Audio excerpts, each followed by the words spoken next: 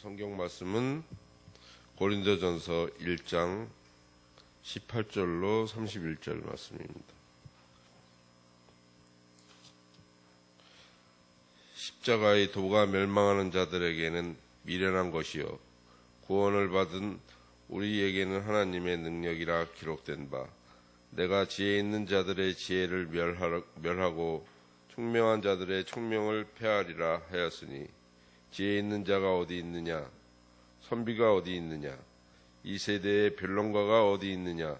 하나님께서 이 세상의 지혜를 미련하게 하신 것이 아니냐? 하나님의 지혜가 있어서는 이 세상이 자기 지혜로 하나님을 알지 못하므로 하나님께서 전도에 미련한 것으로 믿는 자들을 구원하시기를 기뻐하셨도다. 유대인은 표적을 구하고 헬라인은 지혜를 찾으나 우리는 십자가에 못 박힌 그리스도를 전하니, 유대인에게는 거리끼는 것이요 이방인에게는 미련한 것이로되, 오직 부르심을 받은 자들에게는 유대인이나 헬라인이나 그리스도는 하나님의 능력이요 하나님의 지혜니라.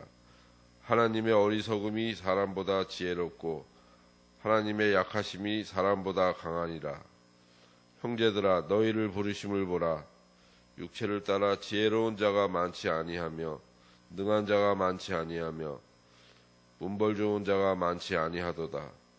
그러나 하나님께서 세상의 미련한 것들을 택하사 지혜 있는 자들을 부끄럽게 하려 하시고, 세상의 약한 것들을 택하사 강한 것들을 부끄럽게 하려 하시며, 하나님께서 세상의 천한 것들과 멸시받는 것들과 없는 것들을 택하사 있는 것들을 폐하려 하시나니, 이는 아무 육체도 하나님 앞에서 자랑하지 못하게 하려 하심이라.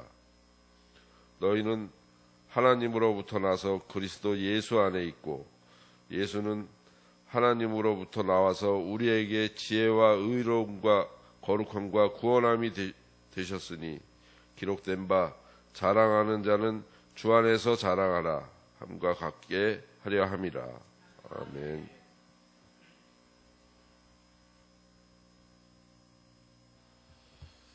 성도 여러분들을 너무도 사랑하시는 우리 아버지 하나님께서 이 모든 기도의 제목들을 꼭 기억하시고 들어주시며 응답하시고 응답의 열매로 성도 여러분들의 그 모든 삶의 자리에 풍성하게 채워주시기를 간절히 축복합니다. 성도 여러분, 오늘은 종료주일이라고 하는 주일입니다. 내일부터는 우리 고난주간이 시작이 되는데, 사실 이 종료주일이 곧 이제 고난주간의 시작이라고 봐야 될 것으로 생각을 합니다. 어떻게 보면 종료주일 그리고 고난주간은 우리 신앙생활에 의해서 가장 최절정의 모습이라고 생각하고 그런 사건이라고 할 수 있습니다. 부활의 영광으로 나아가는 그 길의 그 문이 그 종료주일이고 고난주간의 첫날이기 되기 때문입니다. 고난의 길은 십자가를 향해서 지나가지 않을 수 없는 예수 그리스도의 말씀대로 표현하면 주님께서 꼭 마시지 않으면 안 될, 마셔야 할 잔이 고난주간입니다. 성도 여러분, 우리도 이 잔을 마시고자 하는 그런 심령으로 결단이 있어야 할 줄로 믿습니다. 주님께서 십자가를 바라보는 은총으로 우리에게 그 풍성한 그 은혜의 능력을 내려주시기를 간절히 기원합니다. 오늘 본문에 나타나는 고린도 교회는 참으로 흠잡을 것이 없을 정도로 대단한 교회였습니다. 그 구성원들도 고린도전서 1장 5절에서 7절 말씀 사이를 보면 다 같이 함께 같이 읽겠습니다. 이는 너희가 그 안에서 모든 일, 곧 모든 언변과 모든 지식에 풍족함으로 그리스도의 증거가 너희 중에 견고하게 되어 너희가 모든 은사에 부족함이 없이 우리 주 예수 그리스도의 나타나심을 기다립니다. 그렇게 말씀하고 있습니다. 결국 언변, 모든 지식, 대단한 사람들이 모여 있었고 언변이 좋다는 말씀이고 지식이 아주 많은 사람들로 구성된 교회 뿐만 아니라 그리스도의 증거가 너희 중에 견고하게, 그 신앙과 믿음도 아주 그리스도의 말씀 가운데 견고하게 세워졌다는 말씀이고요. 또 모든 은사에 부족함이 없이 성령의 은사뿐만 아니라 믿음의 은사 등 해서 우리 주 예수 그리스도의 나타나심을, 다시 오실 재림에 대한 믿음까지도 좀 뜨겁게 가지고 있었던 교회가 고린도 교회였었습니다. 고린도 교회는 그러므로 세상적으로 지혜의 사람들이라고 칭하는 철학자, 지혜자, 또 어떤 선생 같은, 그리고 사회적으로 아주 출중하고 지체가 높은 이런 사람들이 참 많았고, 그러면서도 신앙적으로 아주 열정적이고 뜨거운 그런 믿음의 사람들로 구성되어지고 또 그렇게 세워진 교회였다는 사실도 우리가 분명히 기억할 수 있습니다. 그러나 그럼에도 불구하고 고린도 교회에는 치명적인 문제가 있었습니다. 교회 안에 분파가 많았습니다. 이 분파들이 파벌들이 있어가지고 서로 다투고 싸우는 분쟁이 있었습니다. 그 파벌들의 싸움은 뭐냐면 누가 더 똑똑하고 잘나고, 누가 더 성경을 가장 정확하게 알고 있고, 누가 더 믿음이 크고, 누가 더 귀한 은사를 더 많이 받았느냐, 이런 문제들이었었습니다. 그런 얘기를 글로에라고 하는 고린도교회 성도를 통해서 사도 바울이 듣게 됐습니다. 그래서 그러한 모습을 책망하기 위해서 쓴 편지가 고린도 전서입니다. 모든 분열의 시작은 어디에서 시작이 됐는지 알아요. 스스로 잘났다고 생각하는 그런 사람들의 우월감, 나는 적어도 저 사람보다는 똑똑하고 잘나고 더 많은 걸 갖고 더 많이 배웠고 지체가 더 높고 이 사회에서 나만한 사람이 이만한 믿음을 가졌다고 하는 거, 이건 대단한 일이다. 이런 우월감으로 인해서 결국 자신들의 지혜와 경험과 학식과 모든 지위를 자랑하는 데서 이런 분파가 생겨났다는 거예요. 다시 말하면 자신들의 지혜에 의존하는 자들이 십자가의 도를 자랑해야 되는데, 십자가의 진리의 말씀을 자랑해야 되는데 그런 것을 자랑하지 못하고, 자랑하지 않고 자신이 무엇을 지니고 있고 가지고 있고 자신이 어떤 존재냐, 이 사회 안에서 그런 것들을 자랑하는 그런 모습에 아주 몰두했습니다. 결국 하나님께서 그러나 너희들이 자랑하는 그 모든 것들을 하나님께서 결국은 다 패하시고 말 거다. 이게 이제 바울의 권면의 말씀이고 책망의 말. 왜 패하느냐? 결국 이러한 분쟁과 다툼은 무슨 말로도 변명할 수 없는 초한 모습이고, 그 어떤 말로도 저들이 서로 그것 가지고 경쟁하다 보니까 서로 헐고 뜯고 물고 먹었다는 거예요. 그러다 보니까 서로가 치유될 수 없는 상처들을 받았어요. 이러한 상처로 얼룩진 고린도 교회는 어떤 모습으로 치유를 받을 수 있고 원래의 모습으로 회복되어 줄 수 있겠느냐라고 하는 것인데, 바울의 메시지는 이겁니다. 오직 예수 그리스도께서 지신 십자가의 능력 이외에는 어떤 것으로도 치유되어 줄 수 없고 회복되어 줄 수 없다. 그래서 고린도전서 오늘 본문 말씀 1장 18절 19절에서 말씀합니다. 다 같이 읽어보시죠. 큰 소리로 읽습니다. 십자가의 도가 멸망하는 자들에게는 미련한 것이요 구원을 받는 우리에게는 하나님의 능력이라. 기록된 바 내가 지혜 있는 자들의 지혜를 멸하고 총명한 자들의 총명을 폐하리라 하였으니 무슨 뜻일까요? 고린도 교회 안에는 너무도 지혜롭다고 하는 사람들이, 의롭다고 하는 사람들이, 내가 그리스도를 가장 잘 안다고 하는 사람들이, 철학과 같은 세상적인 지혜와 지식이 나만큼 많은 사람들이 어디에 있느냐?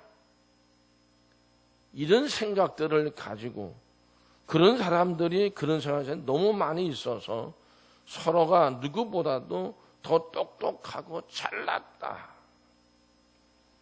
그렇게 말하고 그렇게 자랑들을 하니까 그런 지혜와 지식, 세상적인 권세, 철학 등등을 어떻게, 그것이 다 없어져야, 폐해져야 된다.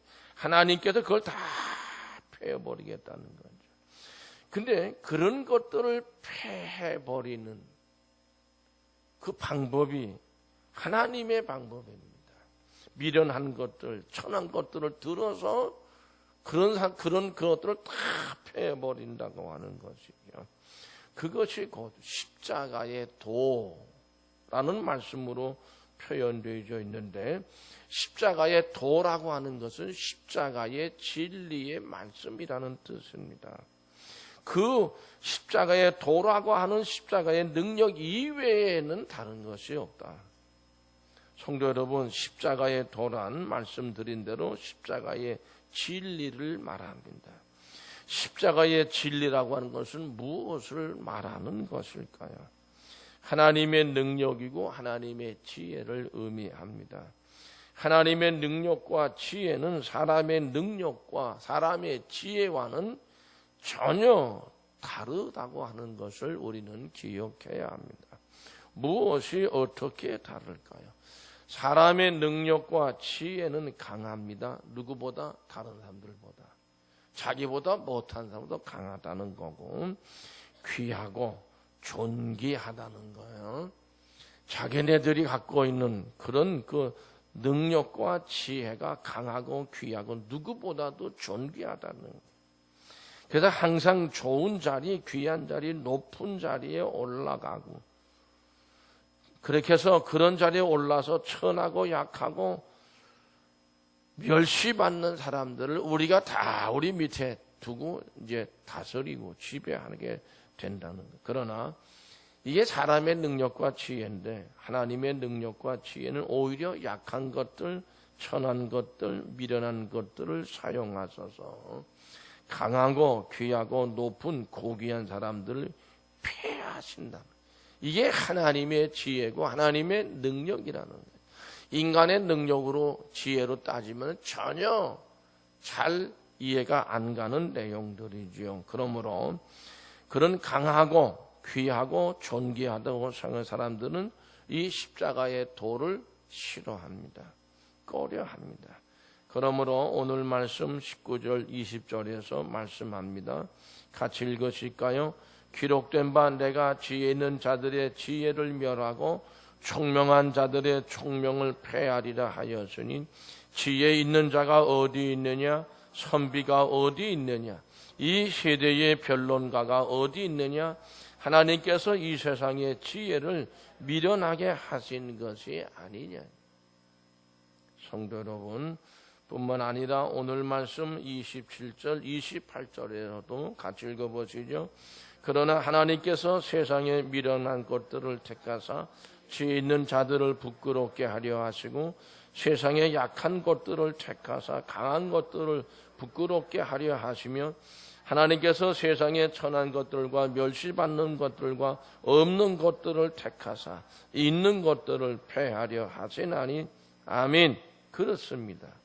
고린도 교회는 이러한 십자가의 도, 진리를 따르는 신앙인들의 삶, 그런 삶으로만 그 모든 아픈 상처들이 치유되어질 수 있고 회복될 수 있다는 것이 바울의 책망의 말씀 속에서 나타나고 있는 메시지입니다.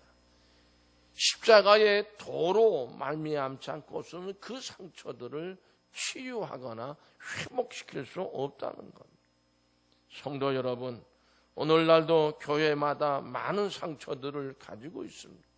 분쟁, 분열로 인해서 이 상처가 회복되고 치유되려면 십자가의 도라고 말씀하는 십자가의 진리로만 우리의 삶이 새로워질 때 이루어질 수 있는 아름다운 열매들입니다. 강하다, 잘났다, 귀하다, 그런 모습들이 십자가의 도로 다 폐하여질 때, 내게는 누구보다 출중한 지식이 있다, 이런 것들이 더군다나 약하고 천하고 멸시받는 그런 사람들로 인하여 십자가의 도가 나타나 다 폐하여질 때, 그로 인해서 치유되고 회복될 수 있다는 것이죠. 그러면 그렇게 말씀하는 십자가의 도라고 하는 것이 무엇이겠습니까?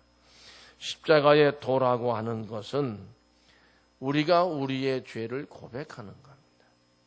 그리고 내가 지은 나의 죄를 십자가에다가 어떻게 해요? 다 뒤집어 씌우는 거예요.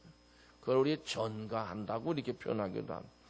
내가 내 죄에서 벗어나서 죄의 값을 내가 치르지 않고 죄의 용서를 받으며 의로운 자로서 영임을 받는 진리, 십자가의 공로로, 십자가의 피의 공로로 우리가 의로운 자로 죄의 용서를 받은 자로 여김을 받는 그 진리가 십자가의 진리고 십자가의 도라고 하는 것입니다. 성도 여러분, 그 십자가를 누가 지셨습니까? 바로 하나님의 아들 예수 그리스도께서 지셨습니다.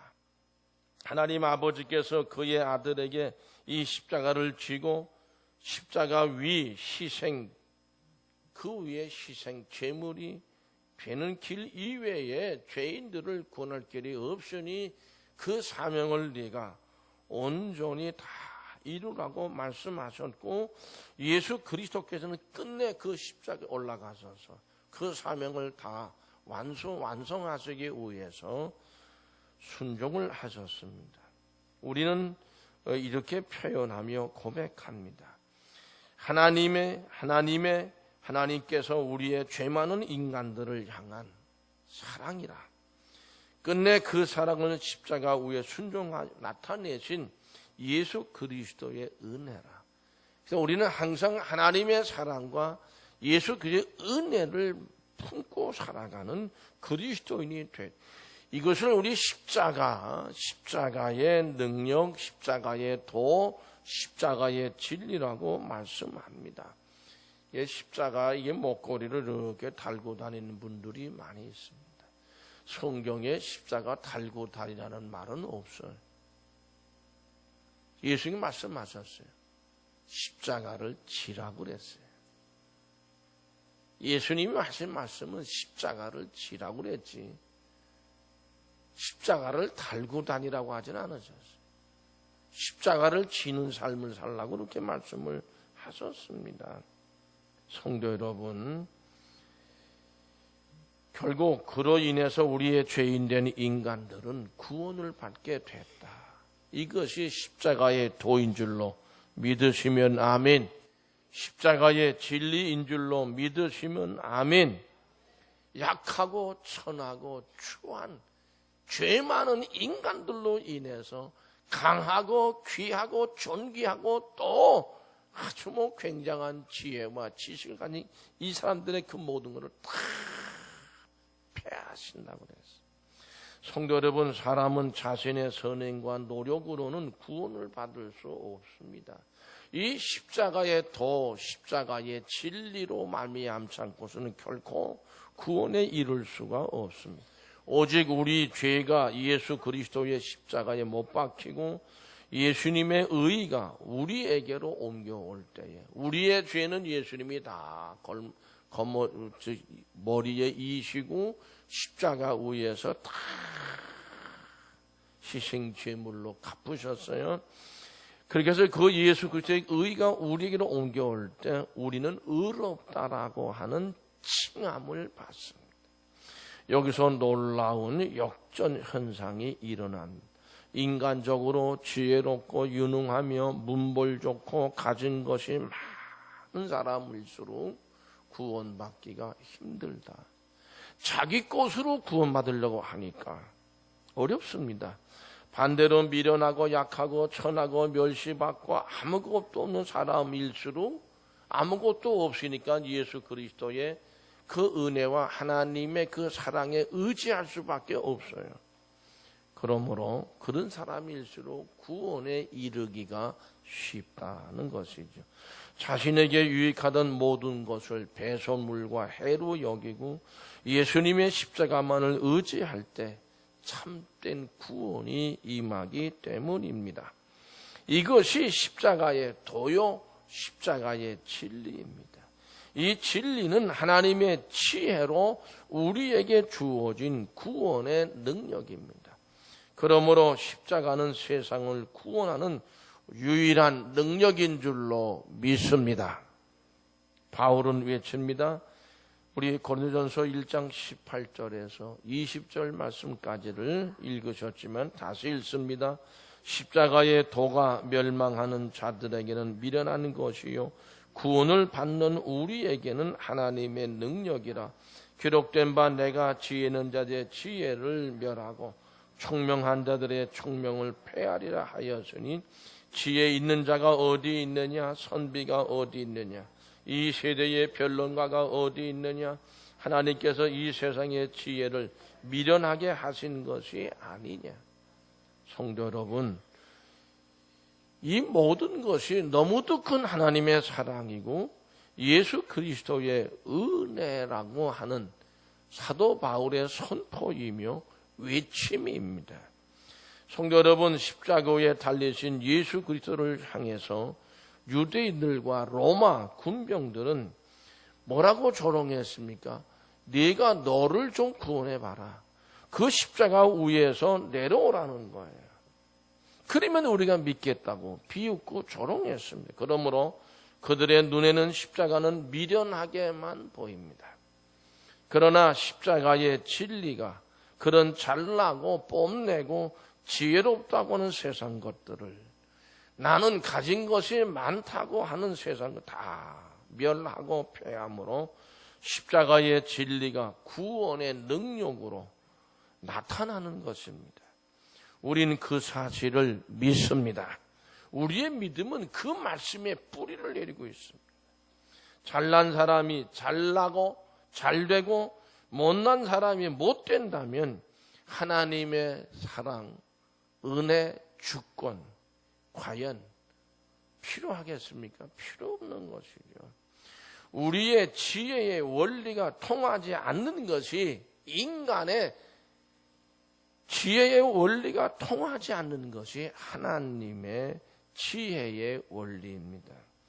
하나님은 미련하고 약한, 강한 것, 더 강한 것으로 덜 강한 것을 없애는 것이 아니고 오히려 약한 것들을 들어서, 미련한 것들을 들어서 지혜롭다고 하는 것들을 멸하고 폐하는, 그들을 부끄럽게 만드는 이런 방법이 하나님의 방법이라는 거죠. 옛날 로마 시대에는요, 힘이 지배하는 그런 시대였어요.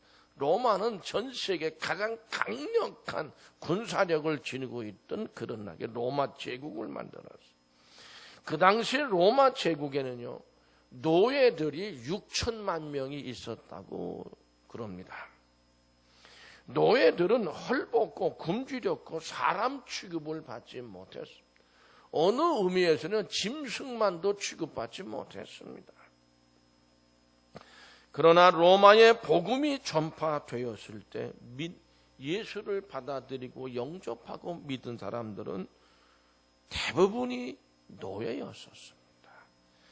간혹 귀족들이 예수를 이제 믿는 사람들이 있었는데, 같은 귀족들이 저놈은 부도덕한 놈이다, 천한 노예들처럼 예수를 믿는다고 그렇게 비웃었습니다.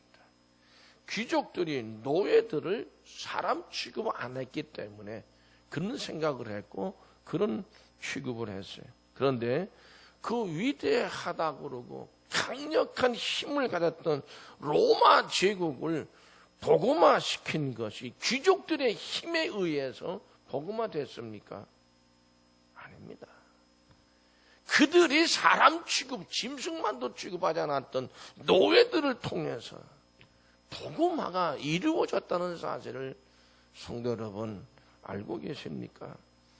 노예들이 복음을 받아들이면서 고통 가운데서도 찬송을 불렀고 자신들을 학대하는 주인들을 위해서 기도를 했던 사람들이 그 노예들이었습니다. 그런 소리를 들으면서 귀족들이 변화되기 시작합니다.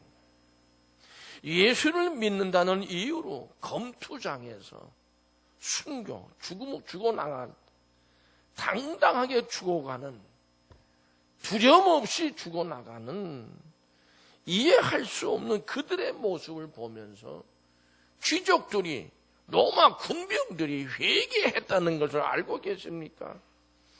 강력했던 로마가 가장 비천하고 나약한 노예들을 통해서 무너져 내려갔다는 사실을 우리는 기억해야 됩니다. 알아야 합니다.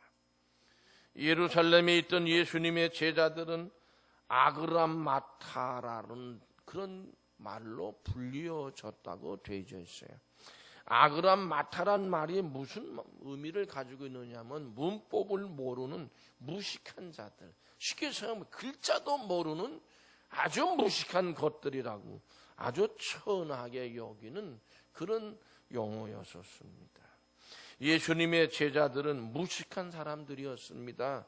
아그람마타라는 이런 말로 불려졌던 사람들이 예수님의 제자들이었습니다. 그런데 이들이 예수님의 말씀을 듣고 성령을 받았을 때에 사도행전 4장 13절 말씀을 다 같이 함께 읽어봅니다. 그들이 베드로와 요한이 담대하게 말함을 보고 그들을 본래 학문 없는 범인으로 알았다가 이상히 여기며 또 전에 예수와 함께 있던 줄도 알고. 본래 학문 없는 아그람마타는 무식한 것들이었는데 이야 대단하다. 그 제자들이 예수님 말씀을 듣고 성령을 받았을 때에 담대하게 말하는 증언들을 들으면서 감격을 했어요.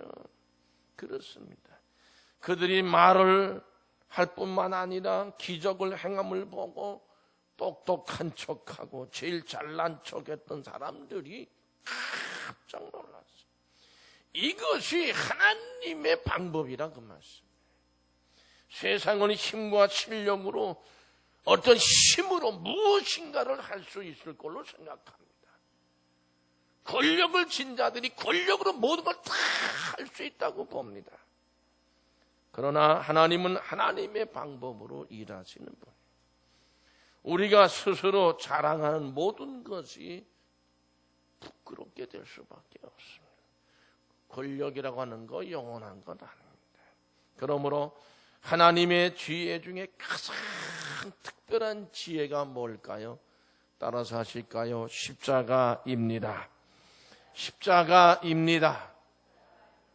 십자가의 도가 그 진리가 그렇기 때문에 유대인들에게는 거리끼는 것이 됐고 이방인들에게는 미련한 것이 되었지만 믿는 사람들에게는 세상을 구하는 하나님의 능력이요 지혜가 되어진 것입니다.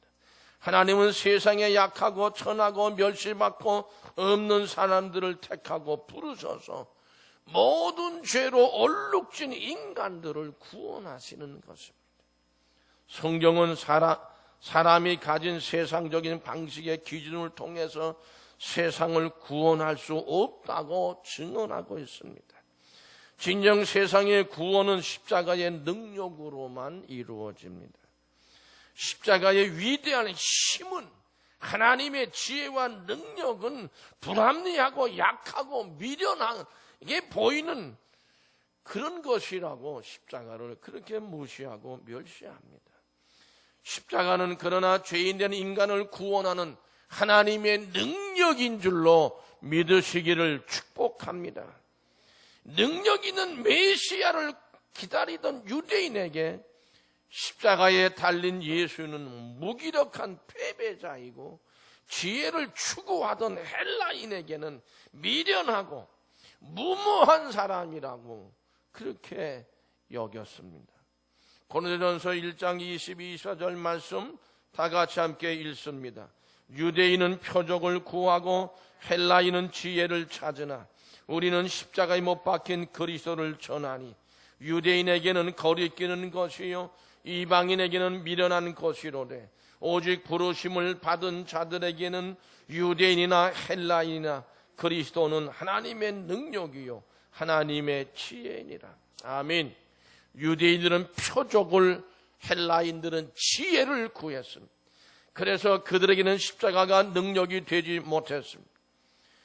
유대인들이 바랐던 것은 자신들의 삶을 바꿔줄 정치적인 어떤 변혁, 어떤 권력, 군사력, 놀라운 힘, 그들의 모든 삶이 영광을 얻는 자리에 올라가는 그런 모습, 그런 것이 주어지게 되면 그들은 세상이 바뀐다고 생각했어요.